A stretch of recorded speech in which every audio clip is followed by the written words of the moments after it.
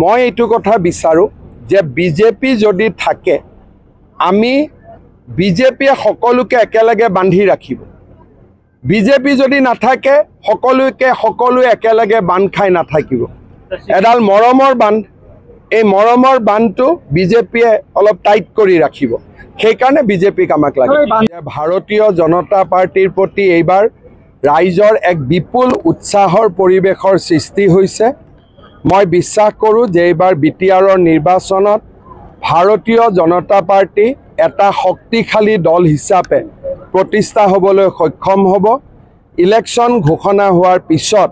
দতমাত আকৌ আহিম আৰু ৰাইজৰ লগত আকৌ লগালগি হ'ম আজি ইমান ৰাইজৰ উপস্থিতি হি সঁচাকৈ আমাক আনন্দিত কৰিছে দতমাবাসী ৰাইজক মই মোৰ কৃতজ্ঞতা জনাইছোঁ বৰ্তমানলৈকে আপুনি কিমানটা সমষ্টি মই ওদালগুৰিত 3টা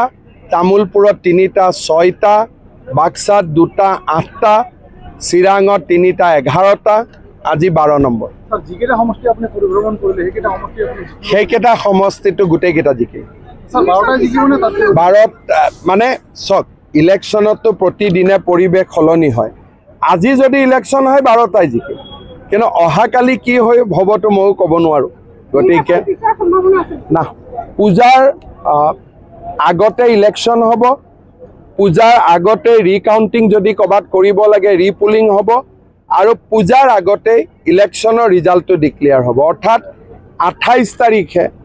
29 তাৰিখৰ পৰা পূজা 27 আৰু 28 তাৰিখৰ ভিতৰত আমি নতুন বিটিআৰ দেখা পাই যাম নতুন সপোন আছে নেকি চক মই এইটো কথা বিচাৰোঁ যে বিজেপি যদি থাকে আমি বিজেপিয়ে সকলোকে একেলগে বান্ধি ৰাখিব বিজেপি যদি নাথাকে সকলোৱে একেলগে বান্ধ খাই নাথাকিব এডাল মৰমৰ বান্ধ এই মৰমৰ বান্ধটো বিজেপিয়ে অলপ টাইট কৰি ৰাখিব সেইকাৰণে বিজেপিক আমাক লাগে এইটো দিলীপ শইকীয়া ডাঙৰীয়াক মিছকোট কৰা হৈছে ট্ৰাইবেল বেল্ট এণ্ড ব্লক অসমত গোপীনাথ বৰদলৈ ডাঙৰীয়াই বনাইছিল আৰু আমি সকলো মিটিঙতে ট্ৰাইবেল বেল্ট এণ্ড ব্লকক সমৰ্থন কৰোঁ 6 শিডিউল অটল বিহাৰী বাজপেয়ী ডাঙৰীয়াই বনাইছিল